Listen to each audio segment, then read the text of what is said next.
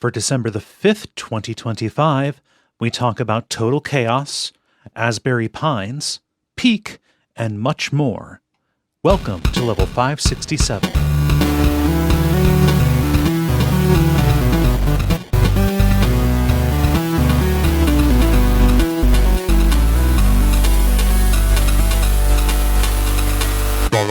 My name is Kaye Ross. I'm Dennis Furia. I'm Moxie. I'm Ben Merkel. And you're listening to The Level. It's a podcast for people who love video games. Welcome back, everybody. Hello. Yeah, it feels like it's been forever, but that's only because Thanksgiving was between the last two sessions. Mm-hmm. Yeah. How are people doing? Anybody do something cool? Ben, gonna go with you. All right. What was nice is we had a couple extra days off of work for having a release a month ago. So today was the first day I went back since the last time we recorded. So that was nice. Hey. And yeah, just had a chill Thanksgiving with my partner's family in town. I think there were 7 people and 4 dogs, so a pretty good ratio to be happy with. And yeah, it was cool. I made a corn dish. My partner made 2 pies, and all the food was really tasty. So it's hard to beat that. With 7 people and 4 dogs on a grid, let's say like a 3x4 grid, is there a mathematical proof where you can arrange it where everybody is within reach of 2 dogs at any given time? It's like a circular table where it's like, do we have to share a fork with the dog or something like that? I'm thinking of like a birthday problem kind of thing, where after a certain point, somebody in the room is a dog. See, it's that's probable very, that they're a dog. Yeah, that's difficult though, because dog years are 7 human years, so that messes up the math. That's a good point. Yeah. No, you just cheat by inviting over some puppy girls. Man, I'll show it on the backstage, but one of the highlights was trying to get 4 dogs to look at a camera at one time. It ended up being good. Why once would we you did do that it to yourself? I mean, it's pretty rough. You have to a lot of pretend treats, that situation. But yeah, it worked. Pretend treats. What? Well, I didn't have any treats, so you just have to like hold your hand up as if you have treats. Okay. To try and get some of them there. The one on the right's still looking away, but it's close enough. Yeah, that one is our dog, or my partner's dog, dad's dog, Cooper. He was the one who was not interested in doing photos at all because he clearly saw there were no treats around. So that was the hard one. A little too smart for this. Been around the block too many times for that. Yeah. Oh, that's fun. Yeah. Let's see, Dennis, how about you? Yeah, so the day of our recording was the year's first snow day for my kids. Oh. So schools were closed. We promptly went out sledding. Story about that in a second. And then in the afternoon, we put up the bat signal and had all the neighborhood kids come over, and we just played like 5 hours of Pathfinder. Oh. So had 5 kids around the table, and just, we were mid-adventure and went, and it was a blast. Oh, that's a good now, yeah. So for Pathfinder, with 5 kids, that's about 1 combat, right? Damn it, you stole my joke. Exactly. Yes. We rolled initiative shortly after starting, just because of the way things shook out, and we were still in initiative when it ended. Yeah. But good times were had all around. One kid was new, so he kind of had a pre-gen character dropped into the mix, and that was a ton of fun. So yeah, it was just, an ideal snow day. They, after for breaks, they would go out and romp around in the yard for a bit, and then come back, fling all the snow gear off, sit back down at the table. It was cool. But out sledding. So I can't remember if I've talked on the show before, but Milo, my middle kid, he doesn't do anything to bring it on himself, but wherever we go, he just has a trail of girls following him around. Okay. There's an aura. There's something, like they know when he shows up, and then I'll look over and it's like, he's got a harem again. And he's completely oblivious to all of it. But so we're sledding, in the morning, and he's going down and up and down with his brothers. And this girl comes over and she starts sledding next to us, and then she kind of taps me. She's like, "Is that your kid?" And I was like, "Yeah." What's his name? Milo. Okay. It's like, oh no. So she goes down again, and she's been sledding by herself, but goes down, and then Milo goes down around the same time, and she starts to walk back up, and then stops. She's like, I need someone to help me. Could you help me? Like, reaching for his hand. Can you help me up? And Milo, oblivious doof goes, "Oh, you can just go up the stairs over there if you're having trouble climbing the hill." Goes, "Well, no, I really want to go up here. Could you help me?" And he goes, "Oh, well, if you get on your knees, you can kind of climb up on your knees." I said, "Milo, lower your center of gravity." Yeah. Exactly. And so finally it gets through his head, and they were inseparable the rest of the time. Very much. I don't think he could have pulled away from her hand if he tried. Yeah. So, just watching that and being like, "My God, I'm in trouble." A sledding crush is right up there with hotel pool crush. Oh my God, yes, that's a childhood rite of passage. Yeah. So we snow dayed the hell out of it today. Awesome. That sounds awesome, great. Yeah. Moxie, how about you? Well, went home for Thanksgiving and saw some of you guys. Yes. So that was fun. Yeah. Mm-hmm. That was a good time. I forget if we talked about it last week when you were not did. Here. Yes. But okay. yeah, I haven't. So now you get to tell your side of the story, because honestly, I don't know if you listened, but we trashed you pretty hard. So it's only right that you get to speak your piece. Defend probably yourself. Deserved it. No, it was super fun. Yeah. Had a good time of that. I'm trying to think. Other than that, I made it back to DC before the Ice Age set in, so that was good. Hard to tell what that means. Yeah, right. In these times, Right. Well, yeah. I believe you described it to me as you then went feral for the rest of the day to recover. Yes. Exactly. Yeah. I mean, in these trying times, I feel like we all need to go a little feral sometimes. I see people refer to going feral, which I assume this is just a meme slang way to refer. Is that basically just goblin mode? Is that Yes. Okay? Yeah. So goblin mode turned feral. Okay. Yes. Yeah. Throwing any sense of DJ decorum mode out the window. Yes. Yeah. Okay. That makes sense to me. Cool.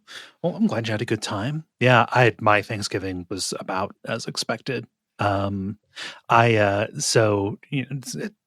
never know what to ask for Christmas, so I asked for a turntable for my mom. I was like, don't get me a bunch of stuff. Just here's this cheap Audio-Technica turntable. It does exactly what I need to, and I asked for that because I want to listen to music through it. I don't know what else you would do with it, but also like I want something to go shop for. And it's like, if you're ever in a new place, you just go to a record store and then you can see what they have, right? Same That's thing. Great. I do that with used books, right? I always go to like a used bookstore and see what they have, like in the sci-fi fantasy kind of stuff, right? And so I went out to a couple of places around here, one of which I went to, and I asked, like, "Hey, do you have any REM albums?" And the person laughed at me. I didn't know that was an unreasonable question. Not because it's strange to want an REM album. It's just like, yeah, no, you're not going to find those. You idiot, you buffoon, you absolute fool. Are they just really popular or something? Yeah, people just don't get rid of them, like at a used record place, right? So like you get reissues and stuff, but when somebody buys them, they hold on to them. For a long time. So originals are bad, and they're like represses. Ben, two things. One, this reminds me of the time that I asked for a cortado in Cincinnati, and the barista said, "I've never heard that drink before," and thought that I was making it up. And then 2, I think you're moving to a city where you will find plenty of that if you're looking for it. The REM vinyls. That is another, yeah. Oh yeah, no. Also- REM is too mainstream for Portland. Also, have you seen the 10th anniversary Bloodborne soundtrack? No, I haven't. Yeah, seen they're that. they're releasing a vinyl version of the Bloodborne soundtrack that looks. I'm sure really that's cool. like six discs or something like that. Yeah. Yeah. That's awesome. Yeah. So did that. So What, just a heads up for everybody. Don't. Yeah. That's your thing now. What is your favorite thing that you've actually been able to find so far? I found, I'm going to sound like a parody of myself, but at our newish record store in Mansfield, they had some good used Neil Young, including an album that is like basically the record label just like disappeared because nobody because it was so weird. It was like 1980. He had he put out a record called Trans, which is like a synth and like vocoder kind of like, what if Neil Young wrote synth songs, and his label was like, what the fuck is this? They sued him over it, and people say like, oh, he did this in order to get the contract, to get the label to break with him or whatever. But it's a good album. It's just weird for a Neil Young album. Yeah. Wait, what did they sue him for? Like making music they don't like? For Being like too based. They accused him of tanking, of tanking it. Yeah. It actually has like a super sweet story. Like Neil Young has a son with autism, and found out that it was easier to communicate with his son. It's pretty profound in the son's case. Easier to communicate with a vocoder, and so like wrote songs and learned how to use it to bond with his kid. Yeah. So I don't know. I got that like for $10. That sounds like the coolest thing ever. I know, right? Has an amazing cover too, if you look at it. And I also got a copy of Live Rust, which is Neil Young and Crazy Horse, like a famous live album of theirs. So I have a high fidelity question here, but how are you going to sort your vinyls? I don't know. I could probably do them autobiographically because I have so few of them. I have sorted in the past. I have sorted my games autobiographically. Oh, that's fun. Which is satisfying. Yeah. That could maybe be my my serial murder trait. I organize the nonfiction portion of my bookshelf from like hard science to soft science. Okay. I like that. Yeah. Oh, that's yeah. That makes sense. Yeah. I do something similar with nonfiction in mine. Yeah. That makes perfect sense. What I don't understand is like maniacs who sort them by size or something like that. Oh, like, what the fuck are you doing? All right. I feel like you get a color coded. I feel like I'm in a safe space. I organize my science books by like how abstract versus applied of sciences they are. So like math on one side, then physics, and then biology and stuff like that. Yeah. Yeah. No, like I've got just parts of mine, that I feel like this is the shelf, or like this is the area with like my like geography or like just books about cities kind of stuff. Like weird atlases and things like that is its own little section. Like I've got the productivity books together, stuff like that. Yeah. That's sweet. But Kaye, how do we organize this show? Well, regularly we do the grind, the multiplayer, and the end boss. But and we're this going to do time, that. But this time we're going to do exactly that too. Sorry, you really fucked me up because I normally say like, "Oh, we should talk about video games," but really fucked me up. So let's just do this. The grind. The grind. Ready for the alley oop. The Grind, where we talk about the games we've been playing over the last period of time or so. Moxie, you were away. You've been away the longest, so I will throw it to you. Yeah, so I do actually have something new. I picked up 2 games over the Steam sale. Picked up Cyberpunk and Peak. I've not played Cyberpunk yet. I need to figure out how to get enough hard drive space, which I feel like is in fact the most Cyberpunk reason to not play Cyberpunk. It's inventory management. You're moving stuff around in the fridge. You're making room. Exactly. Yeah. Exactly. But I have tried Peak. Oh, go on. Yeah, let's talk about that.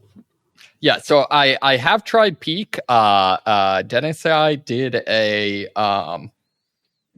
run yesterday that ended very interestingly. So is that just a euphemism for poorly? Well, it's a euphemism for actually I maintain the game cheated us. Yeah. Because we made it to the first checkpoint or whatever, like the end of the first biome. Yeah, campsite. And at the end of each biome, there's a was it like either a ancient luggage or which is a dumb thing, or an ancient statue that gives you basically one of the like magical pieces of equipment. And in this case, gives you a cursed skull, which I tried to use, but it turns out the effect of the cursed skull is it kills you, but revives anyone who's dead. But we didn't have anyone who was dead, so the end result was it just killed me. Oh, so it was However, where I maintain we were robbed is then Dennis tried to use it, and it just killed him and was like, all right, game over. It's like, no, it should revive me. Like that, live by this, or die by the sword, live by the sword. That's how that saying goes, right? Let's be precise, because this was the first time I had seen this item in game. So truly had no idea what it did. At the checkpoints, there's a campfire, and that is one of the rare places in the game that you can cook your food, and that makes your food, more powerful as a buff. Yeah. And you can actually cook anything that you can hold over the fire, and even things that oftentimes you wouldn't expect to benefit from being cooked. And so Moxie gets killed by this new skull that we find. And my thought is, if it's bad, there's berries that you eat and they'll poison you, but if you cook them, they're really good for you. So my rationale is I should try cooking this. What's the worst that could happen? Mm-hmm. The worst that could happen is that it explodes and kills me. Oh, were they cherry bombs? And no, it was a cherry skulls. I don't know what to call it. But yeah, it also crashed our game. So just left us on the end screen and couldn't get back to the lobby. So that is a very cursed item. That's a meta item. Yeah. Don't know if that final part was intentional. Did you technically not use it then? You just like burned it and it blew up? Or I think that's what it was. Yes. Okay. It blew up in the cooking. I don't know. I guess if I had used it, it would have brought Moxie back. The sad thing is there is a revival statue also nearby that I don't think we had used yet. So we were fine to keep on going. This item just was the perfect Looney Tunes end to our run. Well, the item lives up to its name, at least. Mm-hmm. Yeah. So, I mean, we're going to be playing Peak during Duckstream. I mean, if I can that feels like I feel like that's the case. Yeah. So I'm excited to pick it up. Duckstream, December 12th through the 14th, next weekend. Everybody, go to Duckfeed.tv/Duckstream, and you can see the shirt design for this year. Get yours today. I showed that to Mimi, and she was like, "That's a goose." It's the first thing she said. I mean, it definitely has goose energy. Although I feel like goose energy is what what is needed in today's world. Does that make sense? Yes. Yeah, no, I wanted it to look like it was speaking or yelling, you know? It is based on a picture of a duck. I did find a picture of a duck and I was like, okay, I can do like a Yoshi's Island kind of drawing over the, that kind of matches this, like the same kind of like pose, right? Use that as a reference. Change the coloring though. But yeah, it looks a little bit like a goose, but when I think of goose, I think of a Canada goose. Fair. So, Yeah. yeah. I think that's fair because anything else is a swan effectively. So yeah. but Longer than I've neck, seen right? ducks like this. Yes. Anyway, Moxie. It's very good. Yeah. So, other than that, I did try a run solo, which, Des, I forget. Do you play solo much? Yes, I've done plenty of solo play and plenty of duos. I think the stream will be the first time I do like 4 people. Okay. Yeah. I was very impressed with the game as a co-op game and very unimpressed with the game as a solo game. Sounds right for a co-op game. Yeah. I think in particular, like it has a pretty harsh time mode or like time element where like with the fog rising. Yeah, evil fog, and then also the island. So one of the neat things about this is like what is every 24 hours the map changes? Correct. Yeah, Real time? Yes. Mm-hmm. Yep. And then everyone plays on it, and it's it's basically equivalent to like whatever the like track of the game or day in a Trackmania or something. Yep. But at least the current one is it is less a like mountain that is just like a bunch of twisty like towers right now. Yeah. It kind of gets the more fanciful or like fantasy style mountain. You can get like floating platforms and stuff, and exactly. That can be difficult. Exactly.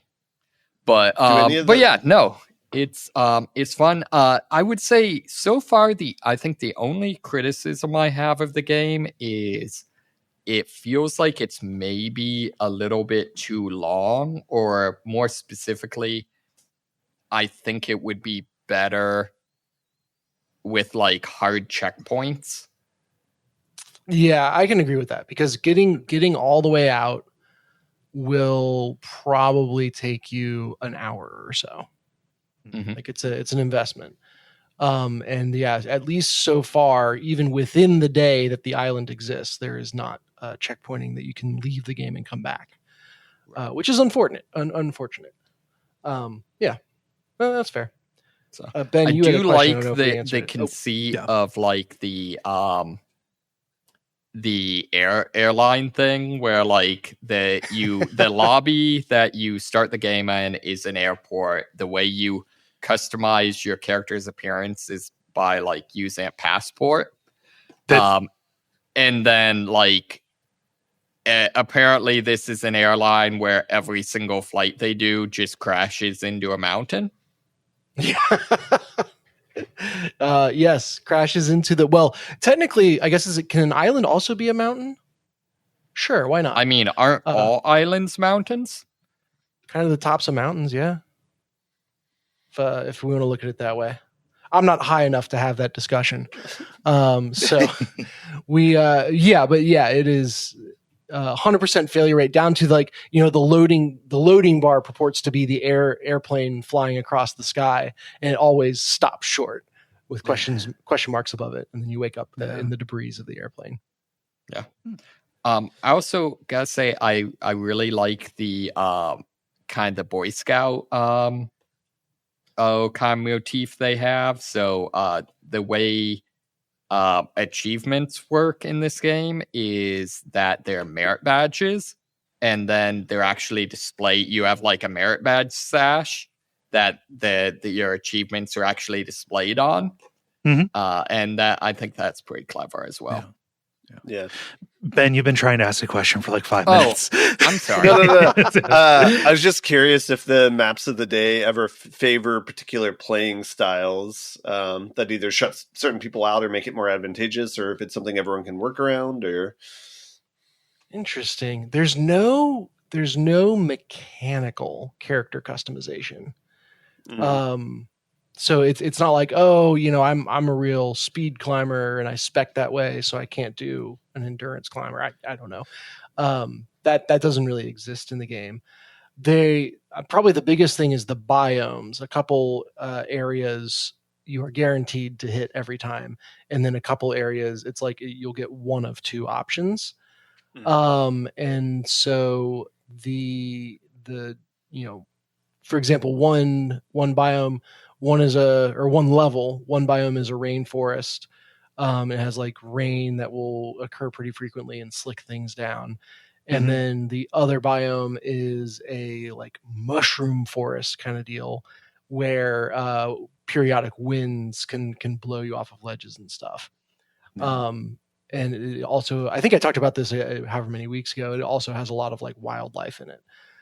So those are very different play styles. I can't imagine there are any players that would consider themselves like, oh, I'm a Mushroom Kingdom specialist or Gotcha. Yeah. It's a me, Boy Scout man. Yeah. Just scouts now, and also maybe just not existing much longer. Well, or at depending on what's least going on in not the partnered with the military anymore. Yeah.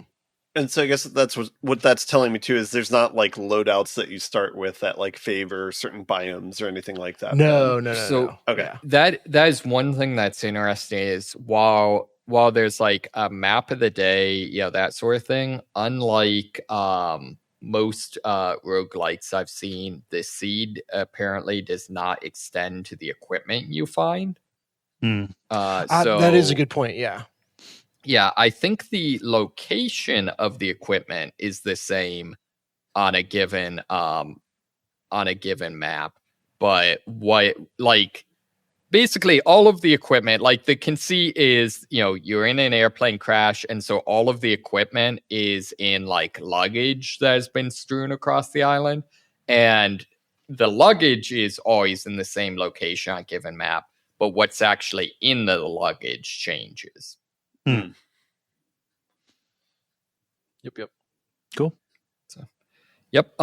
Other than that, I'm just continuing on with No Man's Sky's expeditions. I'm doing their pirate themed one right now, which is a lot of fun, although not anything too like particularly noteworthy. So, did you buy the copy of No Man's Sky that you're playing it on?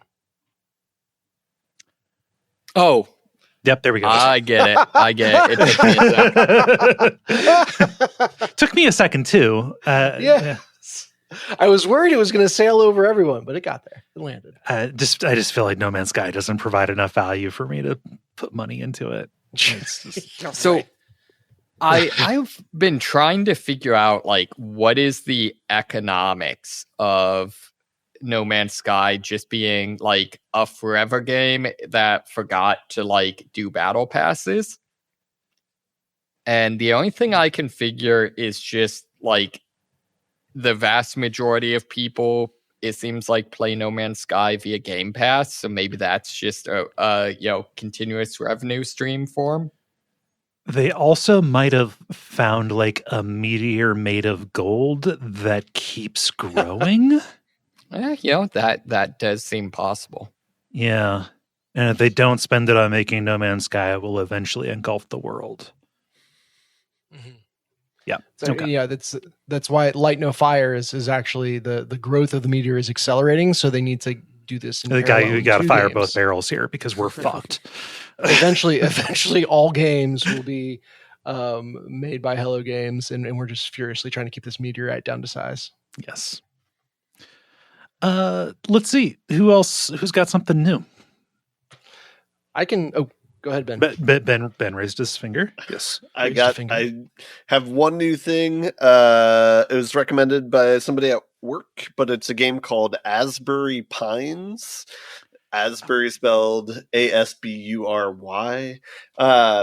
It's a game that has two main mechanics that I usually I'm not really attracted to, which is it's kind of an idle game, and there's a shitload of text in this game to read. But kind of what I think something I was complaining about the last episode was like talking about how the video game awards is like turning into the movie industry, where it's like everything's a sequel, and it's kind of cribbing that sort of pattern from Hollywood, where it's like just use old IP. This is like the positive edge of that as well, where it's like you're starting to get more refined things in games where like it's doing something interesting with the theming of the game and like matching something with like the narrative to what the game mechanics are. And this is like an example of that. So let me take a step back and explain what the game is. It's a game that takes place in a fictional town called Asbury Pines. It looks like Idle Twin Peaks.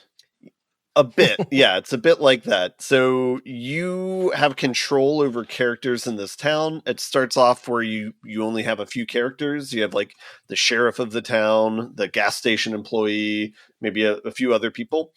And you have different locations that you unlock that are either like places that you can scavenge things, places where you can work, and then places where you can kind of reflect, or like natural locations.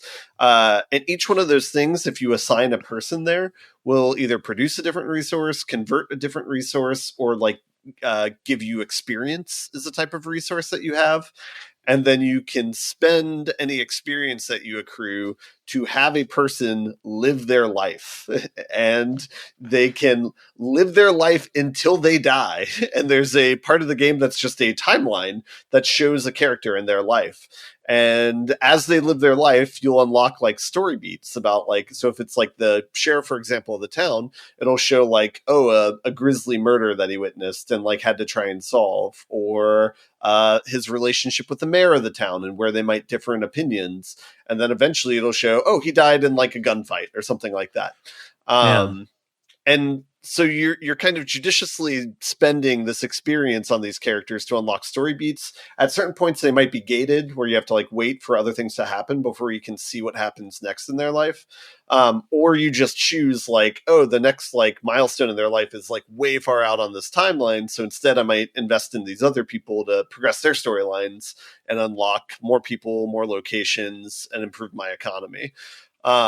So where you assign people is it kind of influences what resources you get and how quickly you accrue them, because there's kind of this light RPG element to it where each character has different things that they're better at than others. So some might be more akin to doing scientific things, some might be more akin to like municipal things or religious things, stuff like that. And so that kind of influences where they can go, because some will be boxed out, and then how good they are at those locations. So there's a small meta progression of like, okay, where do I assign the best people to like kind of maximize the resource gain that I get? But then there's also this other part of it where, since it's kind of like an idle game, there's a certain point where it's like, well, I have everyone in their best place, but now I need to wait to accrue enough resources. So I'm going to save the game, go live my life, and then come back to it in a couple hours, and then I can progress and do something else. And so it proceeds by the system clock, not just by you having it open. Yeah, and it'll catch up. It gives you up to like 12 hours, where when you come back, it'll simulate that amount of time that you've been gone, and you'll accrue whatever that's been. So there's you close it out and you see a window that says like, Ben died of getting hit by a bus before you could return to the game. That would be startling. But there's this interesting marriage there where it's like, as you progress through the game, you start seeing like not just one generation in this town, but generations that became before or after. And so you start kind of seeing this much longer timeline and start kind of thinking in those terms. And so then there's this like interesting marriage of like an idle game and like how you're spending your time with it and what it's talking about with time. And I think the thing, because I'm trying not to spoil too much about this game, but I will say the game goes a lot of unexpected places, and it kind of surprises you throughout the entire playtime. I think I played it for 20 hours and I 100%ed the game. It's still in early access, but it feels like it's a pretty complete game. So it's not like a overly long experience or anything, but I would say the writing is very strong as far as like having very original ideas and doing a good job of creating a compelling narrative with only a few number of characters. They don't over introduce like characters for the sake of the story. They introduce just enough characters to have an interesting conflict during that time period and have you think about that and then progress and go on to something else. Yeah. So I'm being a little bit coy and not describing everything fully, but yeah, if you're not turned off by either idle games or a lot of reading, I would recommend playing this game. I think it's a good experience. When you commit experience points to play out somebody's life, does that take them out of your pool of people you can commit to work on different resource nodes? Like if you lose a really good, I don't know, a really good like researcher, do they go away and you have to like build up somebody else to do that? So there's one mechanic I forgot to describe, which is like a tech tree, and there's 3 branches, which I already mentioned. It's like science, religion, and municipal, like government. And so you can assign people to this tech tree, and basically these are much more longer tasks than any of the other things. So it's things that take anywhere between like 4 and 24 hours.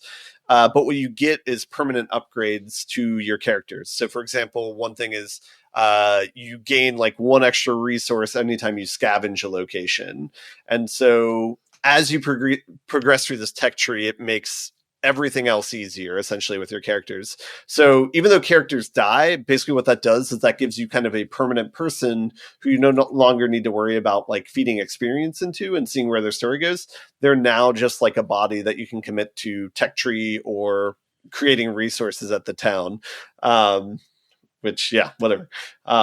So it's not a bad thing. The character's dying. It's kind of something that happens to everyone, which is, that's nice and meta. But yeah, so it becomes this issue of unlocking more characters is beneficial because then you have more people to kind of play around with. One restriction, though, is that they can only work in the section of the timeline that they're in. So so no time travelers. Yes, yeah. So if somebody was born in like Y2K or something, they can only work and progress things in that era. So yeah, they don't understand computers that aren't transparent plastic. Yes, the exception to that is the tech tree. You can put anybody there, but every working and resource like sort of a conversion that's like time specific. So yeah, tell me about the raccoon. No. Didn't know that was an answer. That was a possibility. It's in the game's description. It has a portrait of either all or several of the characters. One of them is just a raccoon. So I want to check that out. I'm somewhat purposely not describing a lot of the game because if somebody plays it, I want them to be surprised by where it goes. So yeah. Pay no attention to the raccoon behind the curtain. Asbury Pines. Mm-hmm. Okay. Dennis, what have you been doing besides Peak? Yeah, just one thing, and I've been watching it as much as playing it. I finally played Five Nights at Freddy's. Ooh. So this is, if you don't know what it is, I don't know how to help you. This is kind of a phenomenon, especially I would say in the generation kind of immediately under ours, which is how I came to it. I got a friend or I don't want to say a kid that I mentor because he's freaking out of college now. But I got a friend that I mentor that grew up in like prime Five Nights at Freddy's territory. To where like if you were born between the year 2000 and the year 2005, everything was this. Everything was this weird lo-fi horror game that makes money for a right-wing religious crank.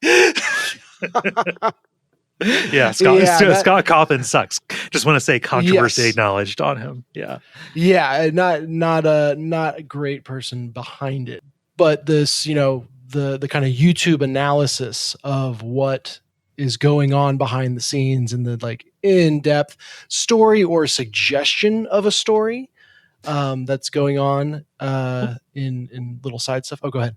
That was the industry on this. Yes. Was like the people, it was all derivative products, right? Like it was all people watching somebody stream this, and it was all like actual books and stuff that were like written about the lore. It's one of those things, like it's kind of like, it was the first time that I kind of like realized by looking at another generation that kids fucking love lore. Kids go crazy for lore. It was like this and Minecraft kind of hitting at the same time. And Minecraft has lore? I think Slenderman is in there. Slenderman's rolled up in there. Yeah. Slenderman's Slenderman's in Minecraft. Yeah. But Slenderman was also before Minecraft. Yeah. Five Nights at Freddy's, though, disturbing amount of pedophilia in the lore. Yes. Oh. Yeah. I mean, as far as there is, so I should preface by saying, so, he found out I had never really touched Five Nights at Freddy's, didn't know anything about it. He's like, okay, you have to play it, and then I want to tell you some stuff. And so I played a couple nights of the first game. I didn't even finish that. And then he showed me like a lore video on like, here's all the stuff going on behind the scenes. But and like then none of that shit was in the first game. Like it was all like the second, right? Yeah. Well, again, that's the fun, is people debate whether or not, Right. Right. Yeah. And it's funny that around, so we'd watch a little bit of gameplay from the second just to see what had changed or see like key audio lines, watch a lore video, watch some gameplay from the third game, watch a lore video. So we got all the way through the fourth game.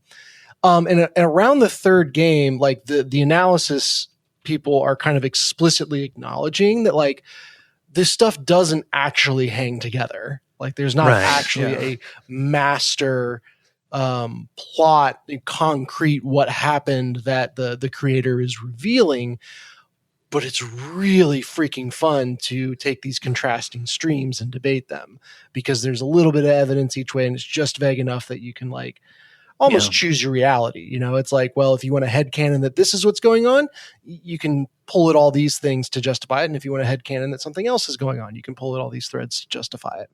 Yeah. So we got to the fourth game and the lore behind it. And the really interesting thing, that is the fourth game is when you're in the child's bedroom. And you have to instead of being in a security office, you have a weird ass bedroom that has doors to hallways on either side. Like I want to see the blueprint of this house because it doesn't make any sense. Yeah. But yeah, so at least up to the point that I'm at,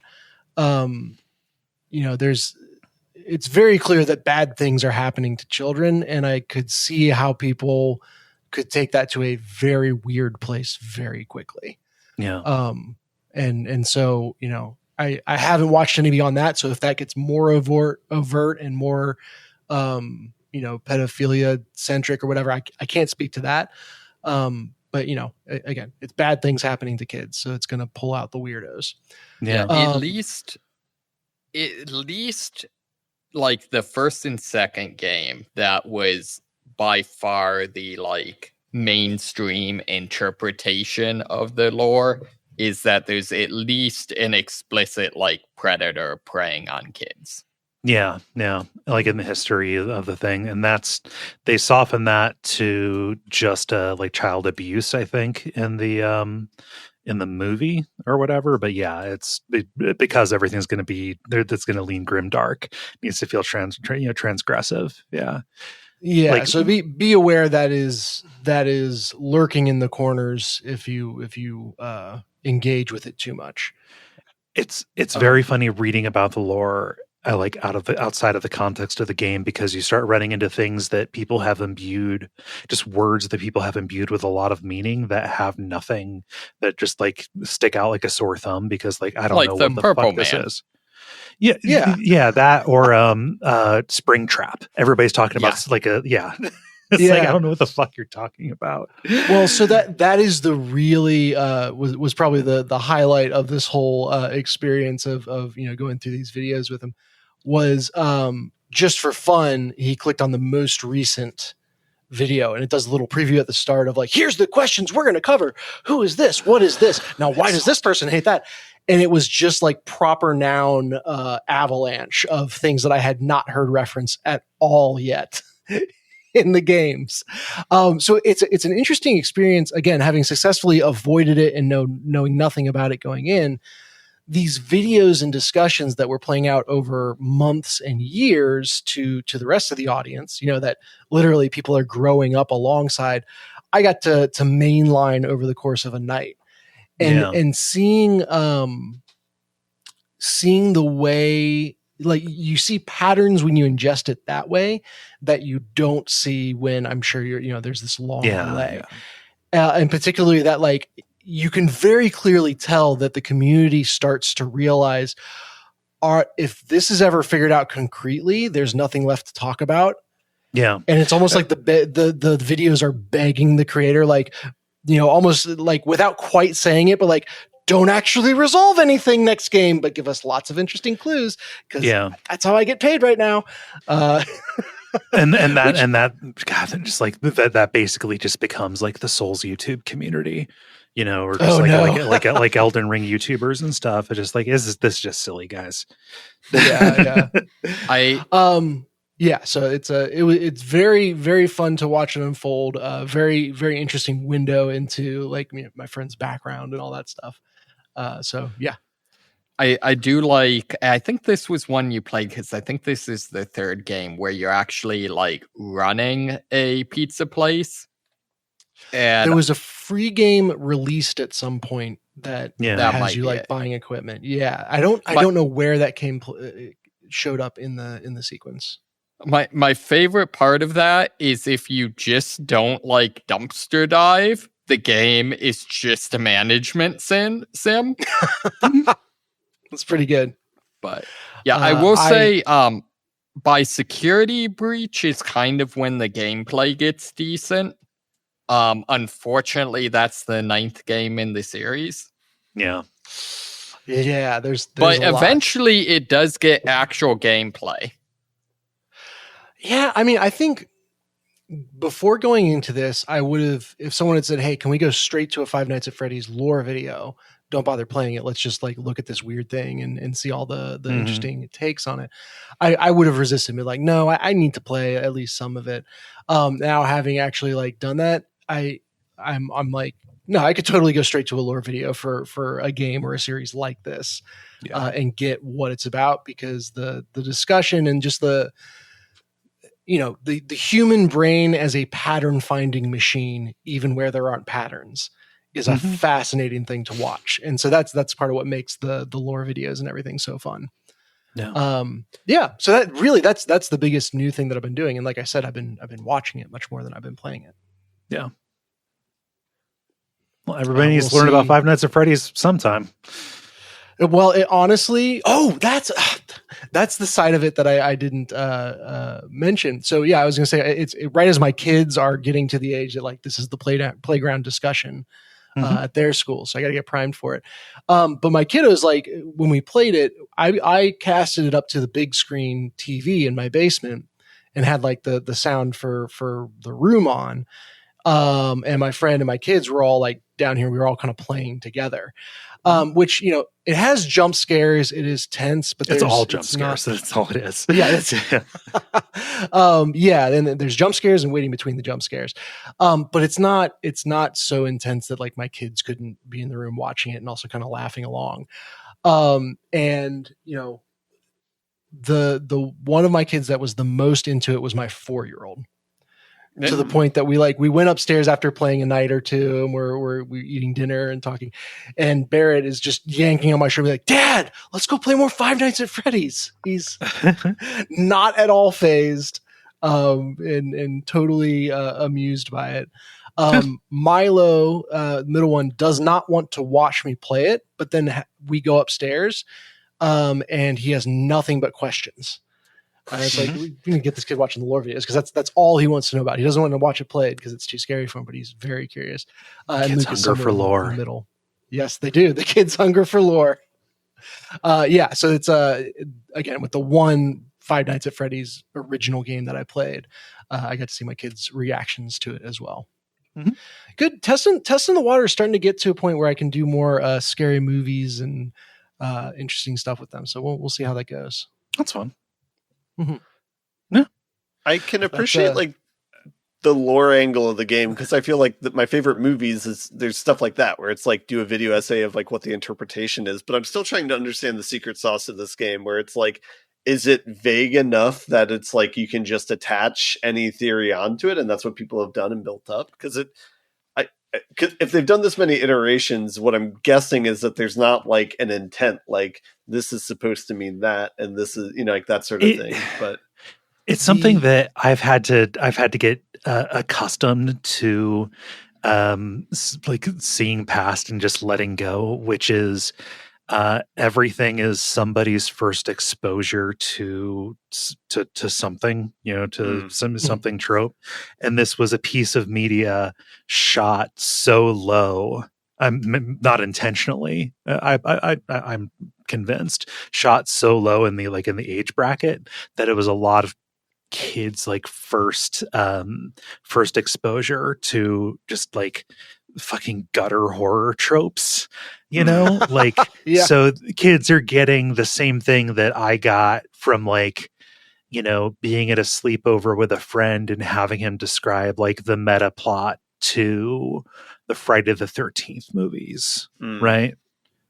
Mm-hmm. Probably also in a similar thing, the first exposure to like what for us would have been the equivalent of like Mythos episodes of the X-Files or whatever. The first idea of like lore being a thing. Yeah. Mm-hmm.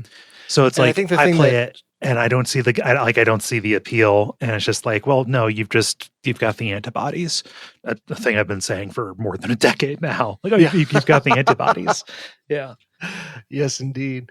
I think the other thing that supercharges it is where with movies, everyone can watch the same 2-hour movie and kind of have the content and know what there is to discuss.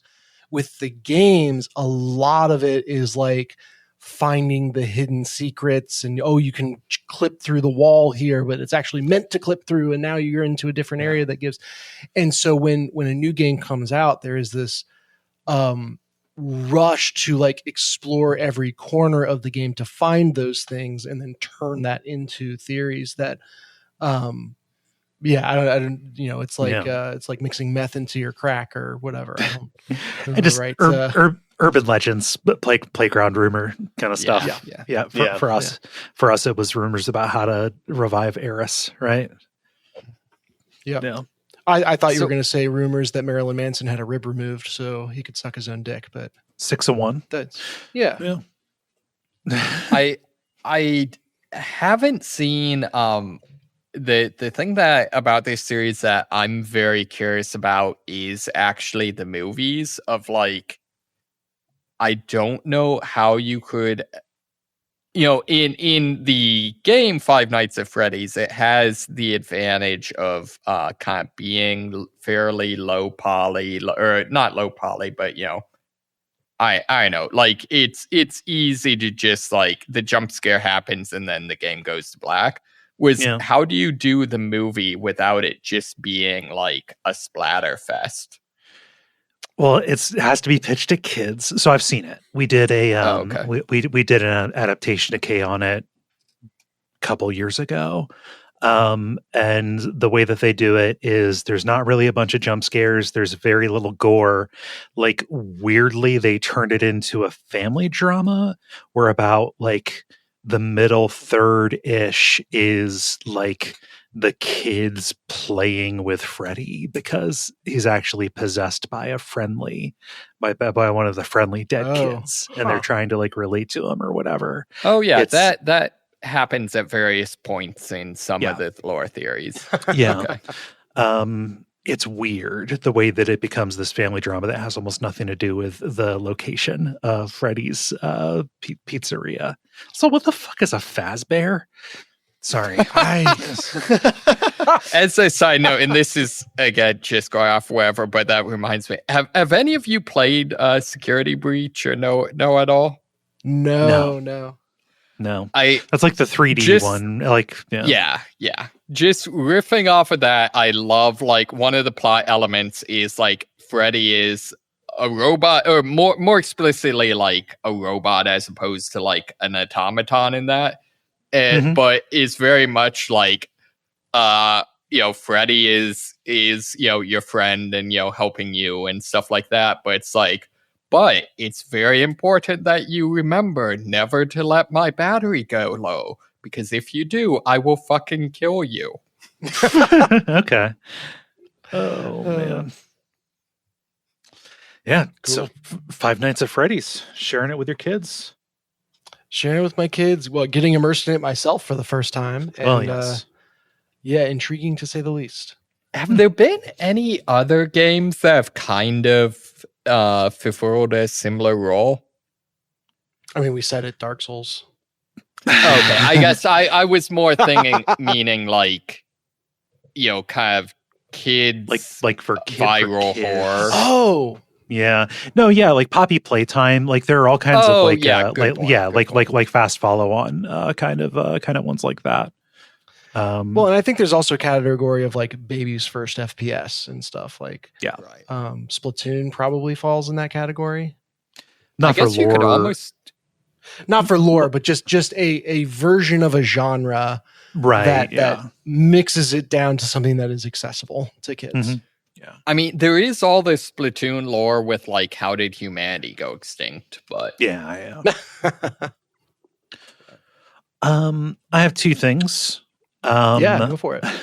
Again, continue being so wrapped up in other play. Started streaming a game called Total Chaos this past weekend. It's a very inappropriate title for it. Like we were joking we were joking on stream that like I hear Total Chaos and I think of like a Doom clone from like 1997. So like like a Fusion Frenzy. Yeah, maybe something like that.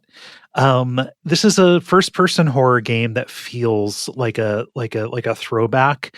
Like this would have really been at home like a couple of years after Amnesia: The Dark Descent. You are a guy, like a Coast Guard guy who was responding to a distress signal in a storm, and you wash up on an island with an abandoned military base on it. And you're stranded there because your ship gets wrecked up in the storm.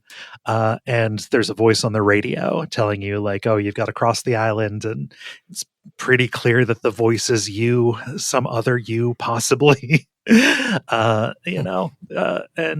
there's all kinds of oblique hints that, because it has to have the psychological horror edge to it, that there's, a dead wife and kids somewhere in the past. There's weird stuff about like medication in it. Just all of the usual like horror game mishandling, psychological shit like that.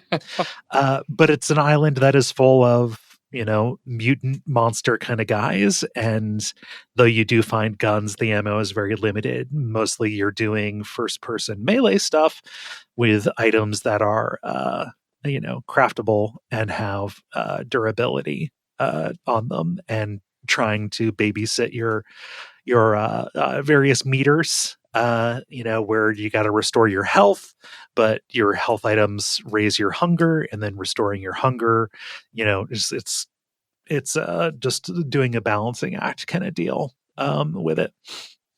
The combat is real slow, which is again, very inappropriate for the name of it, but it feels appropriately hefty. With strong, heavy attacks. The melee item reach and weight has a lot to do with it. There's like a parry system to it because everything has to have that. Like, it's so weird because everything about this feels like it's just ticking boxes, but it is ticking boxes in this like distinctly like 2013 way. That is pretty neat. Like there's even like a Weeping Angels encounter in it, and it's like, oh, I remember when everything was doing this. Oh yeah, but it's like they've got a cool. Good, so when I say Weeping Angel, you know what I mean, right? I've never seen that episode of Doctor Who, but it's when you're not looking at something, it only moves when you're not looking at it. So you have to stay focused, right? It's a horror trope that translates very well to video games. Oh, it's made for video games. It's really good. Like you end up needing to manage the sight line to it. So like it's not even if your back is turned, it's like if you cannot see it. So you have to like realize, okay, I can't get close to it, but like if I walk around a corner, it will rush and shuffle up like right to the point where I turn where I can see it. So you have to manage your distance from it. And there are steam valves you can turn to create barriers. And they're only open for a limited time. So like you have to kind of like set up and know roughly what you're going to do. Get in a position where it's going to be far away. You turn on the steam valve and then rush and do what you can while it's delayed by the steam, and hope that by the time you have, put together everything that you need to, that you can turn around and stop it from chasing you at a place where it hasn't cornered you. So like that's just like one scene, but it took me a long time because it was actually like really tricky and involved to figure out how to execute on. So it was a novel, implementation of an idea that's been done to death, right? Yeah. So the trial and error was fun versus frustrating. Yeah. I was, it didn't get to the point where I was like, okay, this is ridiculous. Like I quickly learned what I had to do. Like, oh, you can't shoot it because it'll explode and you'll die, etc. Yeah. Moxie. The thing I noticed that was interesting is most implementations of like this sort of thing I've seen kind of do almost like a super speed type thing where like the creature moves fast enough when you're not looking at that effectively teleports. Whereas in this, it explicitly it runs, but like it runs at about a human speed. Yeah. And that it was interesting. That seemed to give it a much different feel to the game because it wasn't so much like, oh, like it's super important never to look away so much as it was like, oh, I need to, kind of ration how often I look away. Yeah. It was neat. Yeah. Something else that it's doing is there is a sanity system, but it is not something that you take by looking at the you don't take sanity damage by looking at the enemies. And I just found this 3-4 hours in, but you find pills that will induce the madness. And what it does is it warps the environment. So you take it and then the next corner that you're around, it wasn't the hallway that you saw before.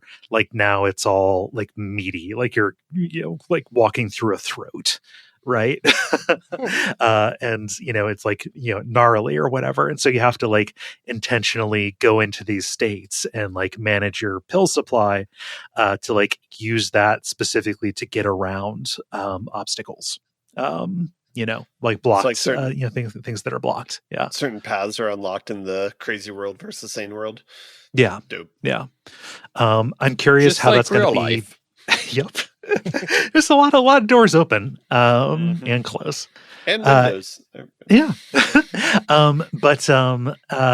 Yeah, I'm curious how that's going to be implemented, like when like pill resource management kind of like enters more into it. And I'm also curious for like when the visuals of the madness world are going to open up, because like in the promo images and the videos, like it implies that there's some really surreal stuff that I just kind of like, haven't seen yet. And I'm wondering if concurrent with that, like the actual story is going to get better. Are there going to be things that are, that are hitting me unexpectedly with this? So like, right now it's resting at like a high, like, oh yeah, just like the appeal of this is this cozy throwback kind of thing. But there is like, it's kind of like constantly on the edge of this, potential for something that could be, cooler, more inventive. And then it just becomes frustrating because it's like, why did you bury it so late? From a pacing perspective, right? I feel like if there isn't some very meaningful jank, is it really a horror game? There's plenty of jank here. Yeah, that's what I'm saying though. Like they had to, make sure they had enough jank to qualify. Otherwise you get kicked out. Mm-hmm. Yeah, oh, absolutely. This is my argument that I'm making. A lot of the time, it's always going to be janky. In case anyone is curious, this developer has another game. I think it's the only other game called Turbo Overkill. So between Total Chaos and Turbo Overkill, I feel like these names are overpromising. They're terrible at naming shit. Like this is from an era of naming that is like it is just Duke Nukem expansions. Yeah. No, it's a noir detective thing. It's like a Turbo Overkill. Absolute madness. Yeah. Total overkill. Yeah. To be fair, Turbo Overkill does actually look like a Duke Nukem expansion. It does. Yeah, it looks. This is the one with the chainsaw legs. Yes, rocket jumping, chainsaw legs, mechs. Very twitchy, maybe delivers on the promise a little better. If you're going for a vibe based on the name, that's the way you want to go. Yeah, going for an interesting horror game throwback. Yeah, sounds like Total Chaos is your way. There's one final design decision on this that I want to like make a note of, which is you don't see this happen very often, which is the map system. There is and isn't one. So like you will find a map, but it is a document that you reference and you have to orient, based on the landmarks that you have found. I like that. It's like the Thief games in that way. And that is, it's always satisfying to do that on a stream. It makes me feel like an idiot because I'm always circling back on myself. Yep. I also wanted to ask, music-wise. So apparently, one of the composers they have is Akira Yamaoka. He did the main theme, which I have not heard yet. Yeah, okay. The Silent Hill composer. Yeah, yeah. So, seems like a bit of a pedigree behind this team. Reason to trust that there's good stuff on the way. I'm curious what this person made before, because I don't know if he just because you can just pay, if you just offer money to somebody, they'll do something. If you pay them, if you pay them to do it. Let's see here. Total Chaos. I need to see what else this person had done, like what his pedigree is. The only other game on the developer, at least, was the I've already forgotten the name. Turbo Overkill. The developer's name is Sam Preble. Which is a Tim and Eric ass name. I love that name. They did okay. Wow, no. So like they previously did art and graphics. They were the senior artist on Ashen, that kind of flat shaded Souls-like game from several years back. Yeah. Cool. Good for him. Pulling Akira Yamaoka. I will say, like, as dumb as the name is, like, Turbo Overkill is actually a game I've heard of, that, like, people that are into the boomer shooter stuff, like... Yeah. People in the chat were like, oh yeah, no, this guy, like, this is legit, like... Yeah. Cool. The only other thing that I have, and I don't have a lot to say about it other than this exists and I didn't know about it, and maybe other people might be happy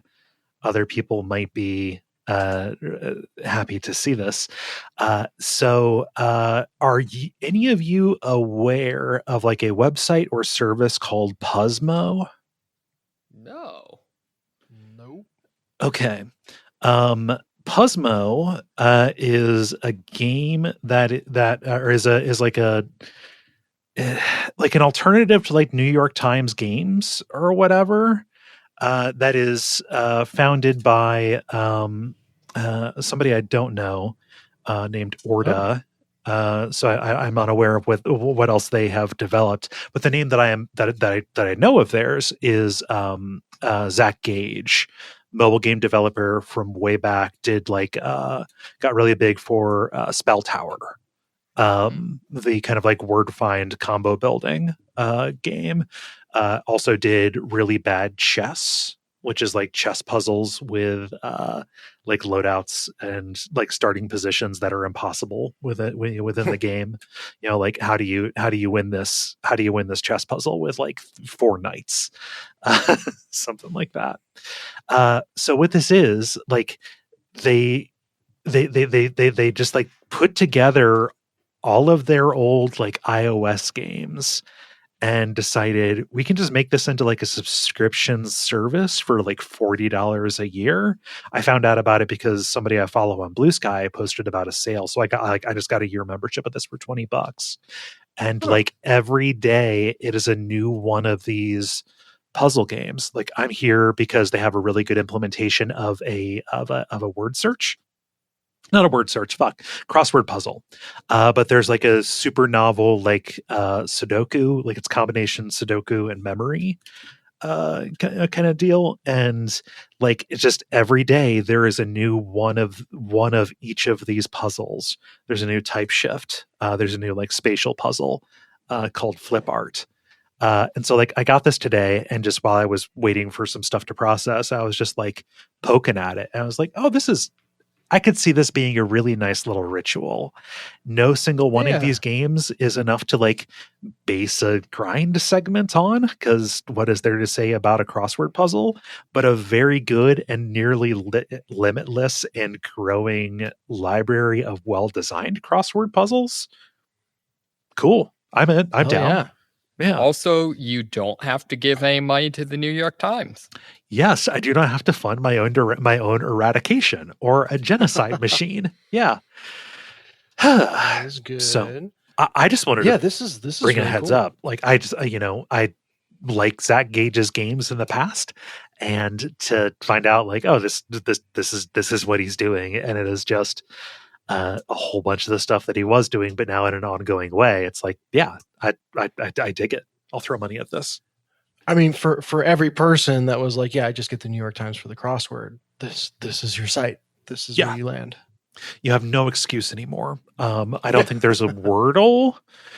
There's not like a Wordle stand-in, but how much tread was left on those tires anyway? Hey, come on. Yeah, I'm looking at one now that's Circuits, which is like a word association kind of game where guessing one clue gives you then more clues towards the next word, and you kind of are trying to fill out the whole thing.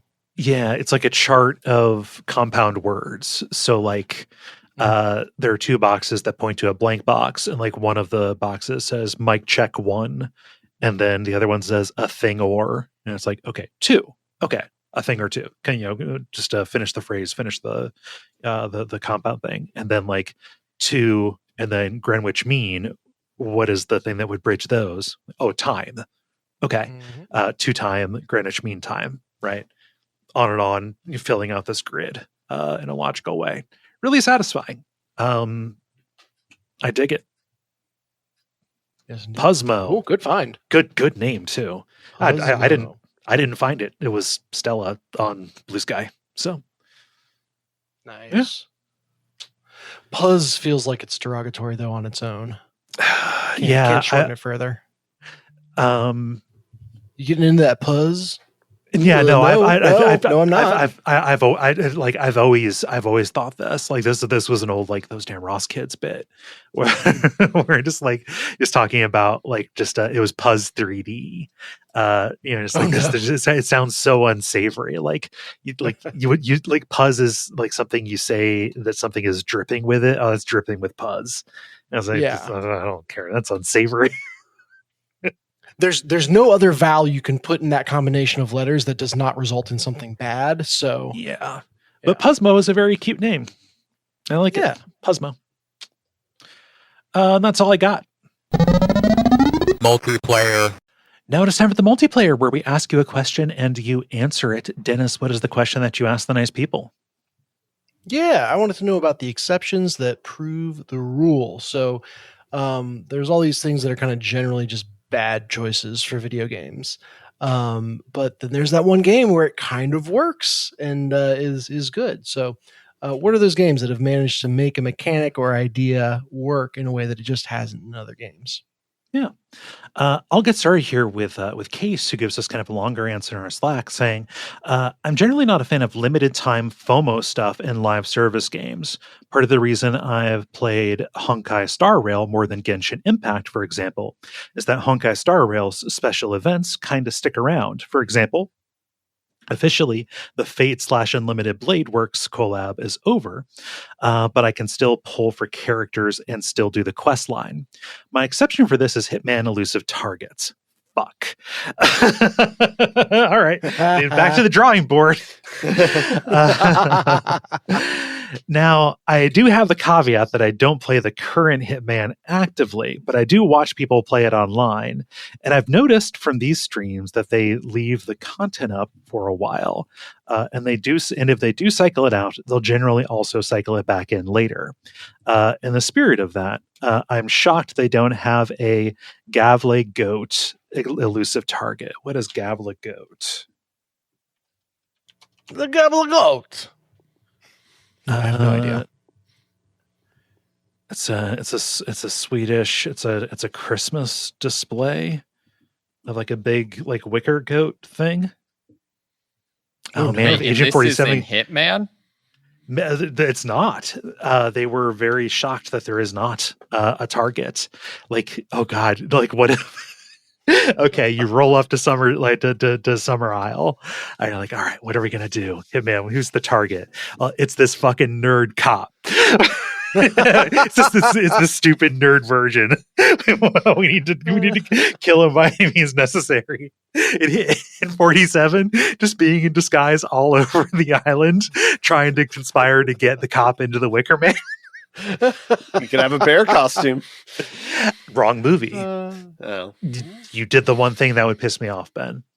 Well, what if? Can I redeem myself by saying Hitman Odyssey, where he has to get in a horse to sneak into Troy and kill someone? That is not the Odyssey. Damn. Is that the Iliad? I think. Yeah. No, the Iliad was the war on Troy. So yeah. Yep. Mm-hmm. Yeah, you really digging yourself deeper. Is there any other embarrassing thing you want to say? No, I'm just turning my camera off. Yeah. What were you going to say, Moxie? My favorite iteration of this, just because it makes so little sense, is there was a Hitman Elusive Target where Eminem hires you to kill Slim Shady. Wow. Huh. Oh god, just to see if Slim Shady is, you have to identify by the behavior of the real one. It's the one that stood out, by the way. Mm-hmm. All of our bones are dust. I don't know that anybody realizes that. Let's see, Moxie. What does Shishi Shibumi say? Sorry, I'm being attacked by electronics. Shishi Shibumi says, lengthy cutscenes that attempt to ape movies, and Indiana Jones and the Great Circle is the only one where the cutscenes are not only additive, but understand cinema at a deep level. Wolfenstein, yes, that'll be the sequel. Yeah, that's ICP. You're trying to instigate the Great Carnival or whatever it is. So you Dark smash Carnival. a glass and say, Openstein. Different thing. Are you ready to embarrass? Like everybody's just making an ass of themselves. Wolfenstein is also good, but significantly less cinematic. The cutscenes in the Great Circle are really good. Yeah, I feel like it's also backed up by really good play too. So I feel like it probably helps that, like, Indiana Jones was a movie first and a game second, so that's something feels a little bit more appropriate. Mm-hmm. Yeah, and the groundwork was laying. And Troy Baker's Harrison Ford is really good. Kind of disappears into it. Yeah. Nice. Ben, what does Double Cakes say? Double Cake says, no love for when a game forces the player to slow down to let an ally or NPC follow, but there's a part of Final Fantasy 15 where a character has been gravely wounded. Their movement speed and battle capabilities are greatly reduced. Their reliability, and it's pathetic and sad, but it should be. That is a trick. Yeah. And I'm just not realizing why the post image is eco. Because the escort mission. There we go. It's always a fun game to try to game out the logic. So sometimes where's my mind go? Yeah. Because I've had to post these, and I mean, shit, it's really hard to come up with the image to post. Yeah. Good catch though. Yeah, round us out, Dennis. How about you? What does Callum say? Yeah, Callum says, generally, I'm not a fan of points of interest in open world maps in games. In Cyberpunk 2077, however, I found the design of the world, the cool side stories you find, combined with really enjoying what you are doing in the game, made me clear the map. Oh man, this was Saints Row the Third for me, where it was like, oh man, open world slop, and then somehow I wound up at 100%ing that map. Mm-hmm. So yeah, both 3 and 4 are really good for that. Just like the shit you do is fun. Mm-hmm. God, it probably isn't enough to maintain a whole game, but the insurance fraud stuff in Saints Row 3 is so good. Like that is such a good inversion of like a Burnout Crash mode. Yep. Yes, exactly. Yeah. So my answer, like a kind of progressing timeline where stuff becomes missable if you're not at the right place at the right time, can be a real bummer. But like, I've only played the first one, so I don't know if they do anything different with it. But like that ends up being like the interesting thing about Dead Rising. Oh, that is not where I thought you were going with that. Yeah. What did you think I was going to say? I was thinking Way of the Samurai. Oh, yeah. Way of the Samurai. Pathologic does this really well, too. Just like very good implementations of like, what has been used as like either an excuse for tedium, like in Shenmue or something like that, or just a way to, make something more obscure and harder to solve what is relatively straightforward to see The Last Express. Although The Last Express does have like a time travel kind of thing to it. Regardless, I will say it's funny. So the most recent Dead Rising like gets rid of that, and it is amazing how much worse the game is for that. Yeah, it's just people complained about that, saying like, "Oh my gosh, I feel so stressed," and et cetera. And it's like that's what makes it interesting. Like it's not the putting chainsaws on shit, like that's fun, but no, like the thing that makes this a really unique game is that pressure that you're feeling. It's great. Yeah. Moxie, how about you? Oh man, this is a tough one. One that comes to mind is QuickTime events. Okay. Where, well, I mean, I feel like that needs no, introduction. No one's raising their eyebrow at that. Right, exactly. Yeah. However, I feel like where it shines is like active reload. Yeah, that's and a really Oh, good sure. system. Yeah. Oh. Yeah. My theory is that like there's a certain degree to which like sometime what a game needs is not to be, in strictly speaking, harder, but to give you like something you have to do with your hands while you're doing other things. It's not particularly hard. It's just timing, and you're gonna, but like it's a way to get a little. It is a way to get a little win. Like when you just do it and it doesn't really matter. It's like, haha, yes. But also it makes these moments of drama where you would not have won this encounter if you didn't, nail the timing on that by chance or by luck or whatever, and then just do what you need to. And it's also a system you can choose to engage with or not. Like if you're too worried about failing, you can just be like, let it pass. Another like honorable mention on that one, and I think this one probably will be more controversial, but I actually liked the quick time events in some of the Resident Evil games, particularly 5, where like during boss fights you could like dodge attacks and stuff. I think maybe part of that's because it wasn't like a binary like do this or repeat the segment. Yeah. Yeah. Ben, how about you? I think for me, because it's top of mind, I would say Asbury Pines for like an idle game where it's like usually I don't like that sort of like artificial gate, and it always kind of feels like it's, I don't know, just like a useless barrier, I guess. But in this particular game, it's like, why don't you take a couple hours and go either do something else or like think about the story that's like progressing so far. And yeah, I found it much more valuable in that context. So yeah. Idle games can be frustrating. I have a little bit of that compulsive loop in me, like I've gotten into a couple of idle games in my time. But it does kind of work out to, I am building this so as not, I keep not playing this game, can't be playing this game. Right.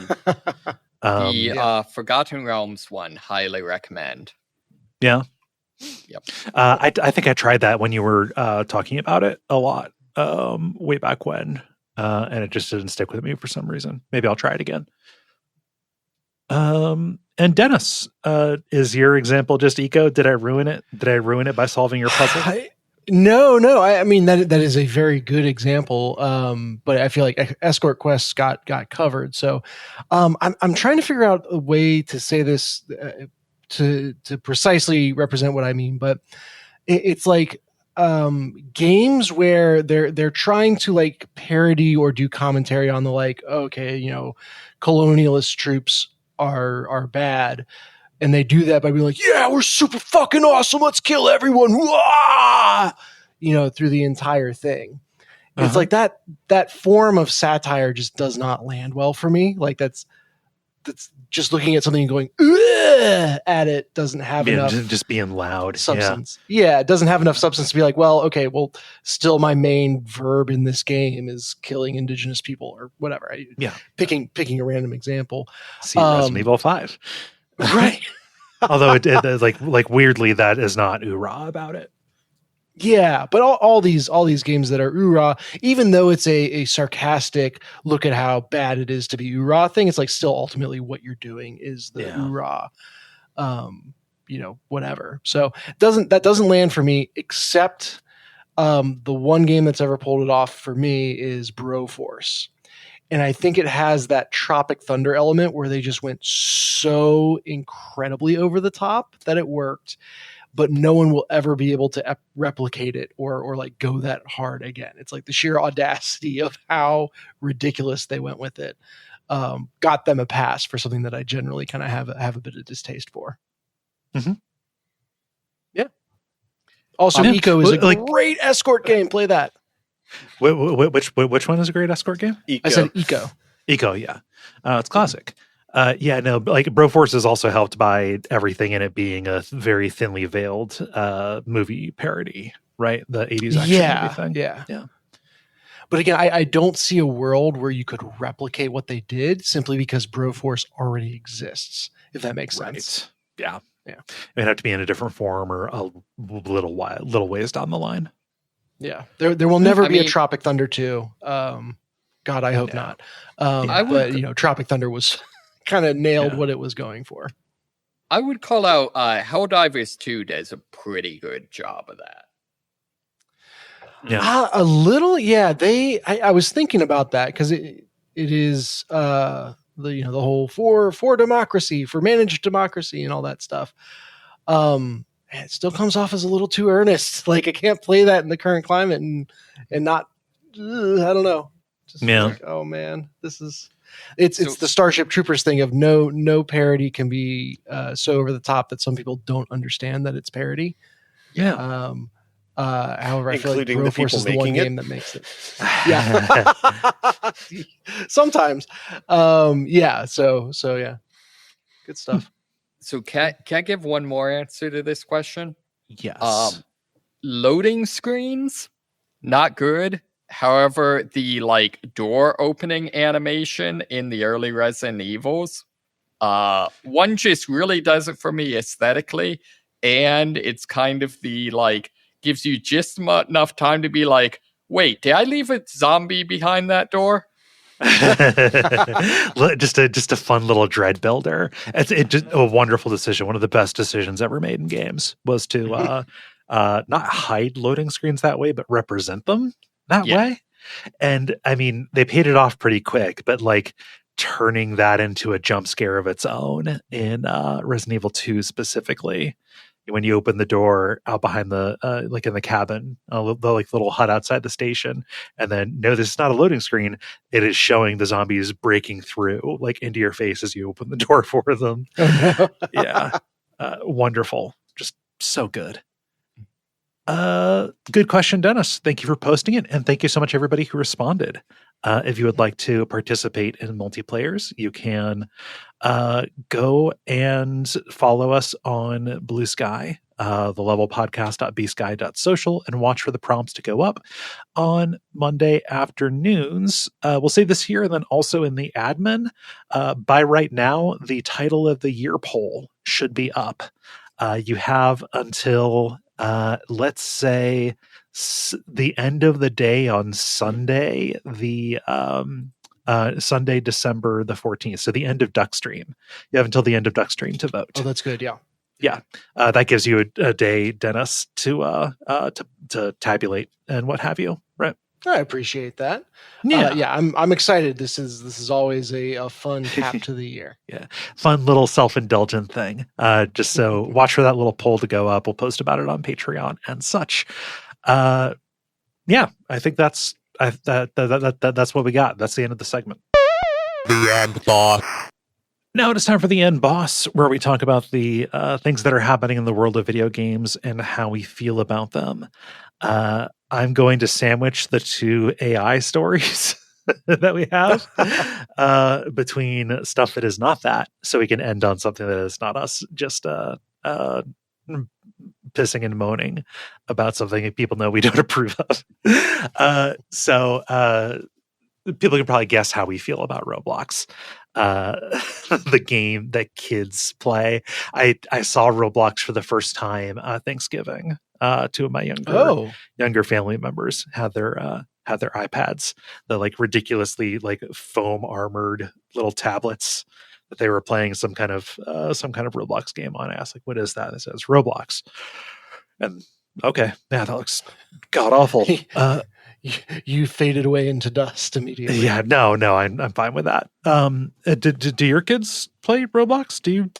No, for whatever reason, they kind of fallen off of Fortnite too. So okay, they're very into Legend of Zelda now, and watch a good amount of Minecraft content, but they don't play it as much. But those are Zelda and Minecraft are the two big ones in my house right now. Okay, I'll keep them away from Roblox as long as I can. Yeah, for a lot of good reasons, which we're going to enumerate here. So the CEO of Roblox. What's this fucker's name? David Baszucki was on a podcast, which sounds god awful in and of itself. It's a podcast hosted by Kevin Roose, the most credulous man alive. I think a columnist who sometimes works for the New York Times, who like is just believes any AI hype that is ever brought up. Like just a ridiculous person who is either like on the take or just like can't be trusted around a stove. Or he himself is AI. No, he did talk about like his marriage was endangered because he fell in love with an AI. Oh, fuck that guy. Okay. Yeah. So, and then also Casey Newton, a name I recognize, but I don't have as much dirt on as Kevin Roose. But they were interviewing this villain, the CEO of Roblox, and talking about stuff like Roblox's pedophile problem. Calling Roblox the place where predators go to find kids. And the CEO was saying like, yeah, no, we're trying like, AI face recognition to do age verification and stuff like that. And it's like, you realize all of that data is going to leak. What you're doing is creating a Denny's menu for pedophiles, right? Like, oh, fuck, yeah. It's fucking awful. Not to be that guy now that I've spent 2 hours watching videos, but a significant plot point in Five Nights at Freddy's 2 is they try to give the new animatronics programs to recognize faces of children versus potential child predators and all that. So it's all just recursive badness all the way down. Yeah, I don't care for that at all. This guy, this fucking asshole, is also talking about building a dating platform into Roblox, this game for children. And then the thing that made me bring this bring this article here, because we have to get everything bad about the world into one game. Where one of the hosts on this podcast brought up like, oh, just like if you thought about building like poly market into this, like build a prediction market, like work in gambling, and the CEO said that sounds very fun and obvious. I love that. I actually think it's a brilliant idea if it can be done in an educational way that's legal. And so imagine no free Robux, the game's paid currency, no free prizes, just a game called Dress to Impress Predictor, where it's not like trying to get kids money or anything like that. I would be a big fan of it. What does that even mean? Building a game, like just like building in predicting, like just like placing wagers using in-game currency that doesn't hook up to real currency directly anyway, right? Where people can like bet on little competitions or whatever, trying to get kids into betting, doing speculation on prediction market kind of stuff. Gambling is ruining our fucking society. That makes me sound like a fucking moralizing person, but sports gambling is everywhere. Young men specifically are in horrible amounts of debt because of sports betting, because of any kind of betting, because of poly market and shit like that. It is genuinely corrosive. We live in a sewer beneath a vampire's casino, is the world that we live in. And this guy is out here like just taking a kind of tongue-in-cheek question and saying, yeah, we should totally make a gambling machine for kids. Yeah. I hadn't thought of that before. I guess Soylent Green could be a really marketable product. People need to eat. Yeah. Ben, you were going to say something? I mean, like, having worked in the gambling industry, I was always like confused by people who like justified it, because it just seems like such a simple proposition where it's like, oh, it's taking away money from the customers and giving it to whoever made the thing. Yeah. And even like whatever, like the most justification that I ever heard for it is like, A, it's entertainment, or B, it's people who have like addictions to like rushes and stuff like that. But it's like, but because you have that, you shouldn't cater to those needs the same way that you shouldn't cater to like an alcoholic's needs. Like, you shouldn't build a thing to help them out with that or like encourage that behavior. So it's like, and you certainly shouldn't nourish it. Yeah. Right. Yeah. I mean, what he's describing in this is like grooming applied to gambling. Yeah. Yeah. Yeah. Yeah, I just don't see I just don't understand like why it's like socially permissible to like have gambling. It's like even the entertainment argument. It's like, okay, you can find other things to be entertained by that doesn't just take away your money. Yeah. So. And like, Well- I'm generally permissive about like a casino or something. Like, I don't think they should be everywhere, but like, I don't know, whatever, a building that you go to do something. But the fact that they're all in people's fucking phones, that Yeah. every single podcast ad that I hear is about sports betting, about parlays, just play casino games on your phone. Like, no, you shouldn't be able to do this like all the time. I know I'm fucking moralizing, but like, I'm not even saying like, oh, you're going to go to hell. Like, it is a fucking rot. It is just a way to siphon more money upwards. It is evil. There's a difference when it's like a state lotto that goes into like whatever state programs there are, which even that you could argue about like how much the money's going where. But there's a difference between that and like a private company that's like, we're going to set up here and give jobs, quote unquote, to an area. But then it's like, I would draw the lines on. I think there's a difference between institutionalized gambling for profit of the institution versus like, hey, I bet you $5 you can't make this shot, like between friends. Oh yeah, no, yeah, that's absolutely its own kind of thing. I do have to say craziness. there is one thing that Polymarket did that I think is hilarious, which is there is a ongoing, like, I don't know what they call them, bets or whatever, for when will the rapture happen. Okay, yeah. They just have a prop bet on it. That entertains me. Yeah. And I was going to say, I know I have a very left view of this, but I would extend this to like Wall Street futures trading, where it's like, allow that. Oh yeah. I never understood, like, I'm generally tend to be like, as long as we're doing the capitalism thing, like, you need investments, but like, I don't understand, like, but do we need like, inverse short future past investments or whatever? Like, yeah, no, I don't know, the financial crisis of 2008 and fucking learning about Enron even before that. It's just like, oh yeah, no, this is all just gambling. Like, we're just building everything. It's a fucking castles built on sand here. And that's why AI, speculation is fucking awful. And Bitcoin, it's not an actual asset. It is any crypto is just a speculative. Anyway, so speaking of CEOs who suck, is this? Yep. No, I knew it was going to be Tim Sweeny. What's Tim Sweeny up to? The CEO of Epic. Yeah, I was going to say, I wasn't sure which way you're going to segue when you said CEOs that suck. This one was my story. I was just talking about the change to Steam, where they're now having games disclose to what degree they use AI.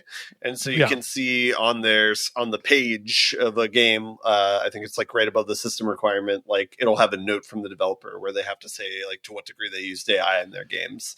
They've had this for a while. They desperately need a way to filter out. Just say like, don't even fucking show me something that has a positive AI disclosure. But yeah. So this, I guess the news story around this is Tim Sweeny was mocking this, or was quoted to say like that this was like a useless thing to have. And then I think the joke he said was like, they need to disclose what toothpaste like their developers use, and they're like, and saying that why stop at AI use? He doubled down. We could have mandatory disclosures for what shampoo brand the developer uses. If the shampoo is made up of like artists' money and the work they've done that has somehow been liquefied and turned into an emulsion that will clean somebody's hair, I will want to know about it. But this is a bad faith comparison. Yeah. So the secondary story of like, oh, this is a pretty good feature they have on Steam is, oh, Tim Sweeny does not know what customers want, which is evident by the games that are put out. But anyway, this just confirms that. Yeah. It's just fucking terrible. Like you're smarter. You absolutely know that is not the same fucking thing. You know that that's not what people are upset about. Yeah, it's just that there needs to be a narrative that AI is important and worth investing money into from a lot of big tech companies. And so And what he's arguing for is people don't deserve to know, is what he is saying, right? Yeah. Like, oh, it's just like everybody's going to be doing it. Nobody needs to be held to account, et cetera, et cetera. You know, it's the liar's dividend, right? Well, so I can understand someone saying everyone is going to be using AI enough. You will never find a game that doesn't have it, so we don't need it. Like that at least is coherent, even though I disagree with it. This like bad faith comparison isn't even coherent. Yeah. So I feel like this isn't, I'm kind of mixing metaphors or idioms or whatever, but it's almost the exception that proves the rule, by which I mean, it almost feels like he had to choose a bad faith comparison. Because there was no good faith one that made him look good. Well, and because like so many of the things you could compare to of like, oh yeah, well, do you want to specify like which of these products was made in like Russia? It's like, yeah, actually, yeah, I would love that. Like, I feel like so many of the like socially conscious like things he could have used as examples, like if you actually gave people that option, they'd be all about that. Yeah. Actually, I don't want to know if these clothes were made in sweatshops. Yeah, exactly. Please. I want to know if this, let's take the shampoo. I want to know if this shampoo, in order to get this to market, they decided let's cut some corners and just cut eyelids off of rabbits and rub the shampoo formulas into it and see how irritated they get. An actual thing in animal testing. I'm not like a peanut person, but yeah. No, animal testing is fucking horrible. It's not just like let's give chinchillas perms. Yeah. Also, funny thing, giving a chinchilla a perm would actually be fairly abusive because if chinchillas get wet, all of their hair falls out. I want to know. I want to know if they if they did that. Yeah, fuck this guy. Fuck Tim Sweeny. Yep. Yeah. Steam You W. didn't sandwich, so now we get a double dose of positivity to end, or at least non-AI relatedness. So we have a little bit more AI stuff to do. Moxie, how did Amazon show its entire ass? So this one's at least actually pretty funny. So they started doing, and granted, in their defense, it was listed as like an experimental feature, that sort of thing, but not much of a defense of AI generated dubbing for anime. Particularly on a anime called Banana Fish, which was the end result was that the AI dubbing was just slightly better than like a speech to text style thing. You just use it like we just plugged it in Dr. Spatzo. Just the fitter, happier voice, just reading off the lines. Yeah, which gets really, really funny. In like definitely pull up clips of this because like gets really funny because I heard a YouTuber point out like the core problem here is that the AI has no concept of context.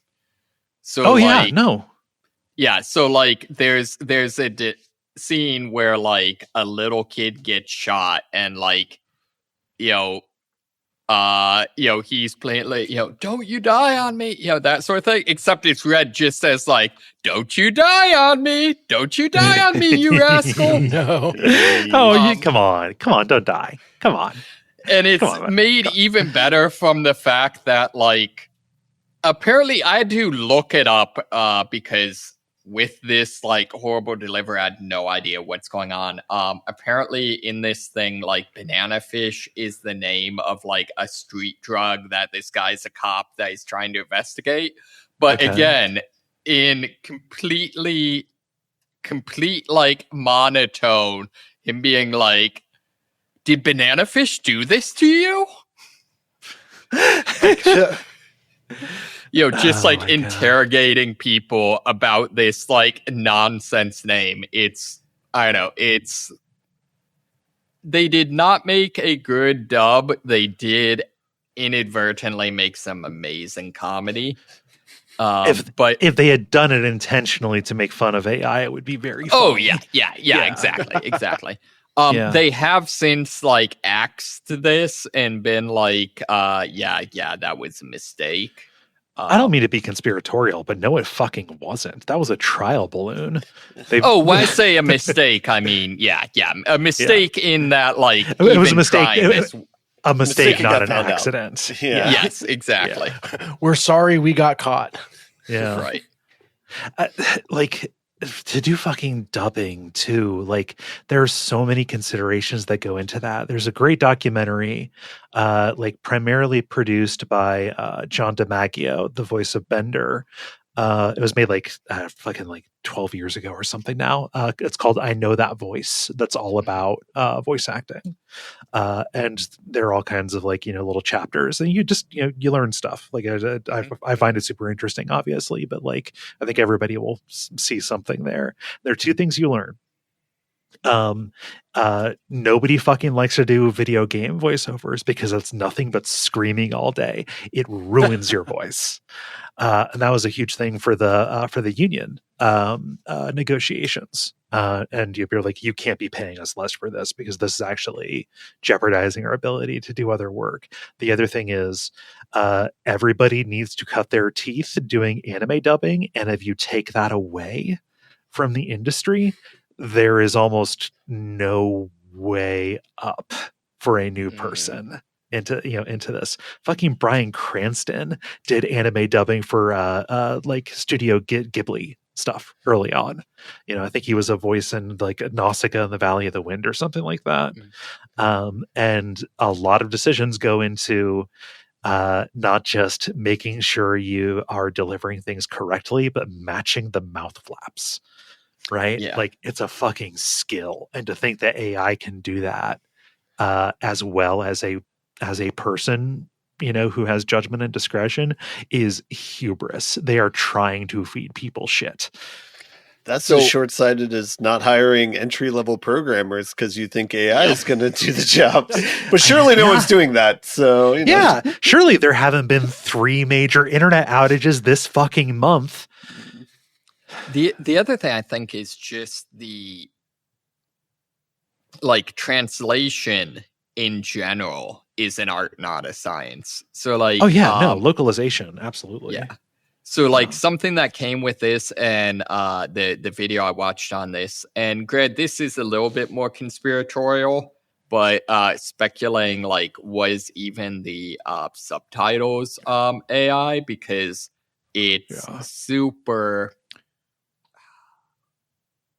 All of the dialogue is basically the most basic way you could say, whatever the dialogue is, if that makes sense. Like, I don't know, I guess the main character in this is like a former action star or whatever. And like some guy's just like, are you that guy? I love that movie you were in. Like, it's like, I'm pretty sure you might have just word for word translated this. Like, I know that like Funimation or Crunchyroll, I guess they're the same fucking company now. Because we live in a fucking but no, they were caught using AI subs as well. Yeah. Anyway, something that does not have to do with AI. Round us out here, Dennis. We got a VGA story here. Yeah, I thought this was interesting. Mostly wanted to share just to get people's take on it. So Team Cherry is nominated for several awards, but kind of announced or made it known that they're not going to be at the awards ceremony, which, fine, based, whatever, like that's totally fine for them. But the way they went about it just felt very weird to me, and like hipsterish to almost a self-parody level. So specifically the quote, the co-founder said, we're not going to be there this year. I think we're safe. I think Expedition 33 will win everything. And then said it's exceptional and broadly palatable. Mm-hmm. Going to come back to Yeah. broadly. Whereas we're on that knife's edge where it appeals to some and infuriates others. And like, say don't go to the Game Awards. Totally fine. Say you're not going to go to the Game Awards. Great. Yeah. Say why are you taking shots at another game that's going to be there? What the fuck? Because they're edgelords. Like, I guess I don't. So I wanted to see like this read to me as like the uber hipster. Like we need to make sure that we are people don't get us or something like that. I just wanted to see gut check if I'm reading that correctly. My gut check on this is that it is kind of a combination of sour grapes and poor sportsmanship is the way that it reads. Say like, hey, we're based in Australia. Getting to LA is actually a really big, they're in fucking Adelaide, which I think is like the worst place to get to LA from. Like on that fucking just continent. Dig a hole straight down and you can get there. Yeah. Yeah.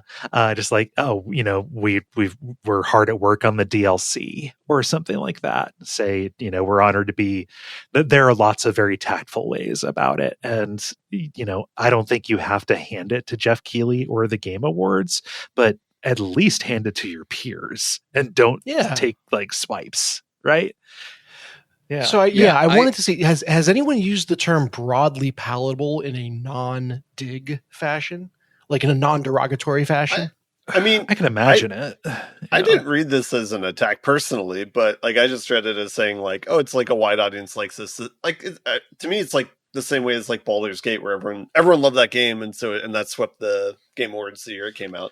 So I just kind of read it as like, hey, we're working on the DLC, we're not going to be able to show up, and just like jokingly said that they're going to win everything. But yeah, I don't know. I will say they also called it exceptional, right? Like. That I think softens it too. Like, oh, it's exceptional and broadly palatable. I think that there were better ways to phrase it, but at least it has that exceptional in there. Maybe I would say, though, I feel like this also has to be read in terms of like the just absolute shit discourse that Hollow Knight or Silksong or whatever had. Oh yeah, video game difficulty difficulty discourse. Yeah, like awful. This is a game. This is probably the biggest game that like I should like that I'll probably never play again just because the discourse on it like makes me hate the game. Yeah.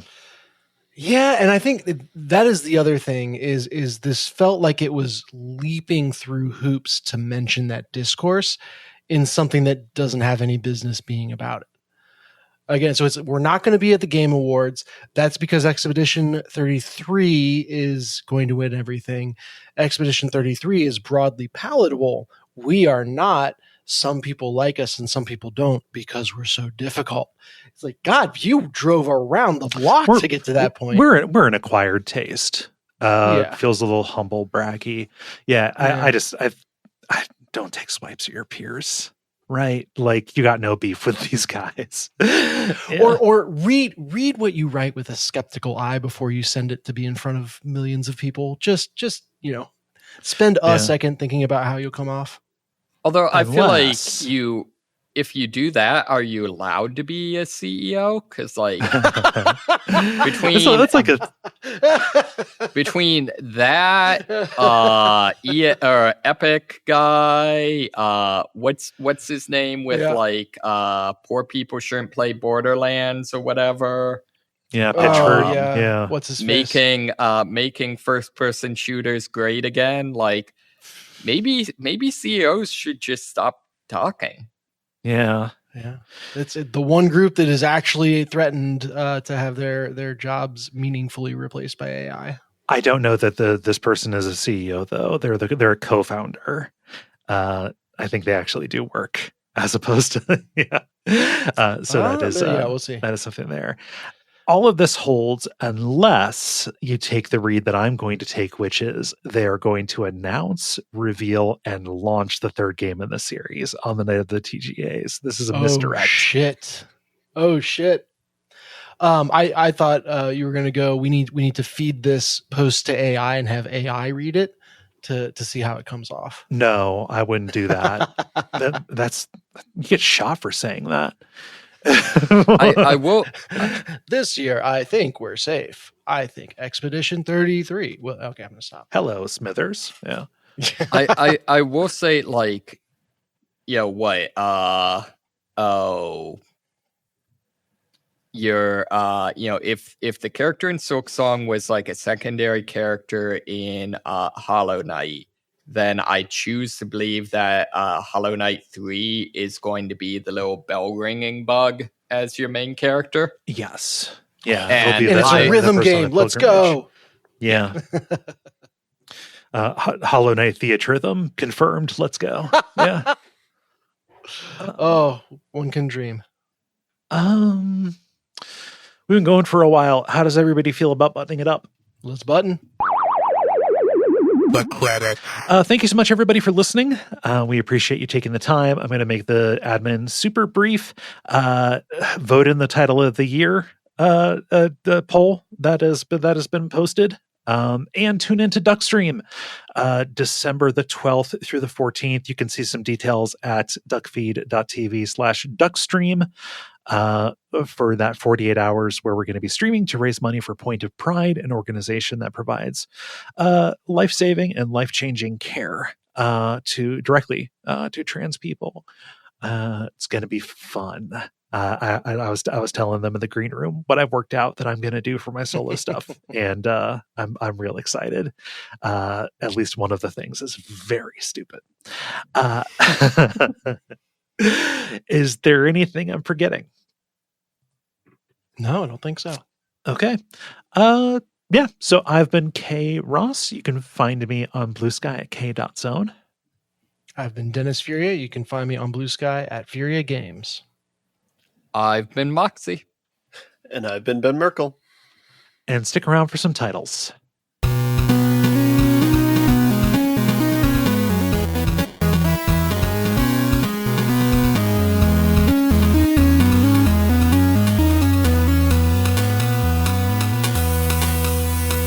I didn't write anything. I got you covered. Okay. What do you got? Lead horse for me is the kid's hunger for lore. Okay. That is pretty good. Okay. I had also pay no attention to the raccoon behind the curtain. I'm going to shorten that to the raccoon behind the curtain. Works for me. All of our bones are dust. We should do all our bones are dust. And then finally, I think maybe literally the last thing said on the show, Hollow Knight Theatrhythm. Oh,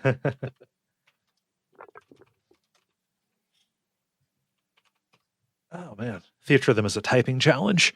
Yeah, it is. Ben, what do you have? I just have one. I have, what the fuck is a Fazbear?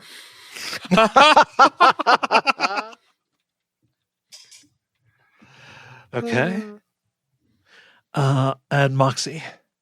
I've got nothing, although I do kind of like what the fuck is a Fazbear. I don't want to put fuck in the title.